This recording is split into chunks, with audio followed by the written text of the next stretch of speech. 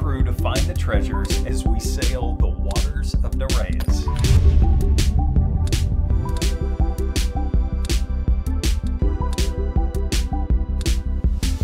Welcome back to the Board Game Closet. My name's Jimmy, and today I'm doing a Kickstarter preview for Waters of Nereus. This should be live on Kickstarter right now, so go online and check it out because all the stuff that you see here is just prototype, and they've got some awesome ideas for what the Kickstarter game is really going to be like. So, but I do want to ask, if you're new to the channel, to hit the subscribe button. We've got video reviews of Kickstarters, games you can pick up at your local gaming store, all kinds of stuff, and we also have a podcast, so if you're interested in that, go to our website, BoardGameCloset.com, and check it out.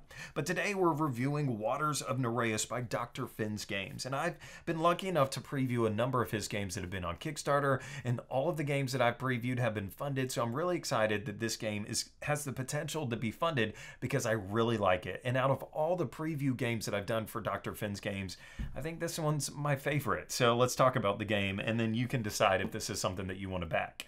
In Waters of Nereus, everybody gets a set of crew cards, so every person at the table has the same exact crew available to them. You've got a captain, a pilot, a boatswain, a purser, a scientist. You've got all of these people that are at your disposal, and then you get to decide when you want to use them. And when you use them is really the first interesting decision that you get to make in the game, because the abilities of these people decline, get worse, or aren't as good the later in a round that they're played. So when it comes to my turn, and especially if I'm the very first person to go on a round, I really want to choose which one I want to do first because that's going to give me the best ability.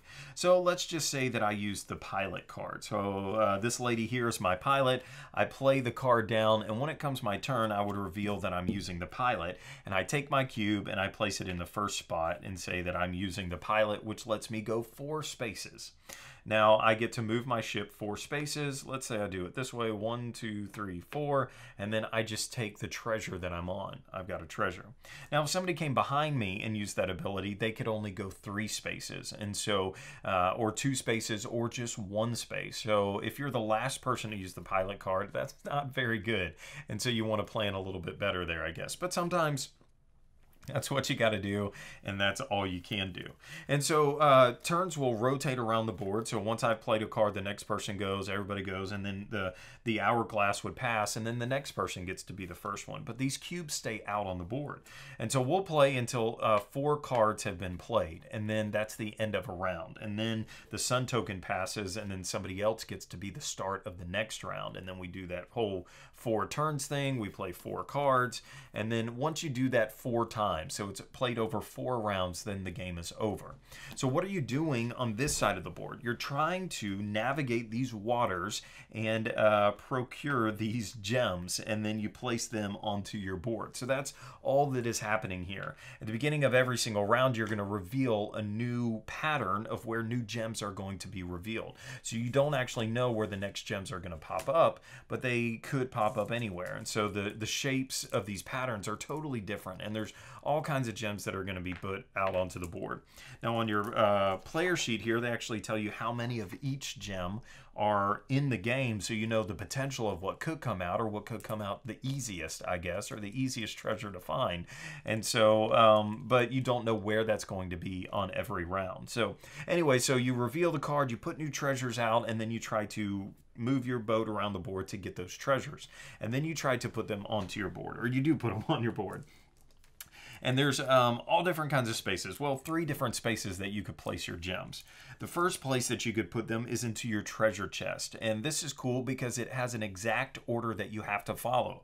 Like the first treasure chest gem that I have to put in is a white gem, and then a yellow, and then any color, and then a red, a purple, and then a black. And so you go, you follow that individual order. So it kind of gives you maybe a place to put a gem if you know, oh, okay, I've got a yellow one, let's go ahead and put it there and follow that order. And every time that you go around the board, you're going to get something different. Like here I get a victory point and $1 or a coin.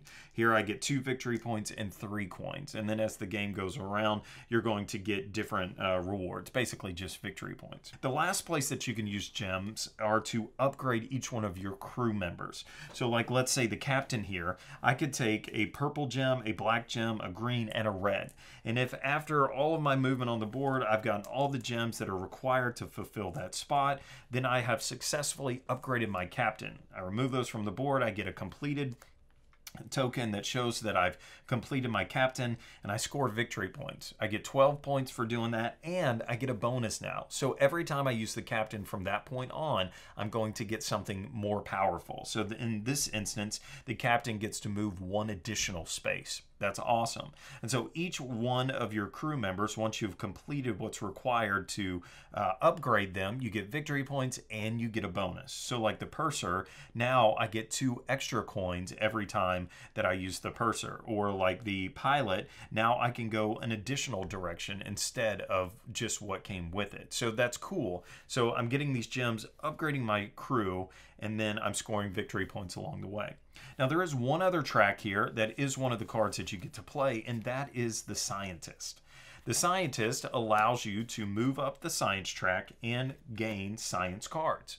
Science cards have 2 purposes. It's an in-game advantage that you get to do something during the game, and then it also introduces endgame scoring, so some way that you're going to score at the end of the game. So this says at the game's end you score 3 VPs if you completed the purser and scientist holds. So if I filled these 2 up at the end of the game, I'm going to get 3 bonus points. Now the catch to these is that you can't just get the card and now use it whenever you want, but you have to have science points in order to use the ability of the card.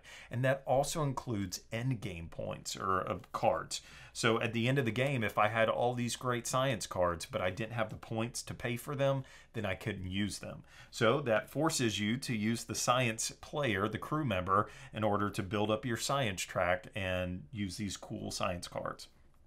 The game plays really quick, like 4 rounds, 4 cards every single round. Once you get the hang of it, rounds are really going to fly by, which is another reason that I really like it. It's not complicated to explain to people, and so I think they just get into this whole thing of getting these gems, putting them on my board, using my cards, and then which order are people going to go, and that just makes for a fun game. And so I think he's really thought this out. It's a lot of fun, a great combination of card play versus this movement on the board, and then you get this whole, I don't know, it's that fun, rewarding feeling you have in board games when you're like, I'm doing this to get that, and haha, I completed it. It's just fun. It's what makes games great, is when you feel like you're accomplishing something as the game progresses. And this does it in a very quick and fun way. So if you're interested, go online, check it out. I think that you'll like this one.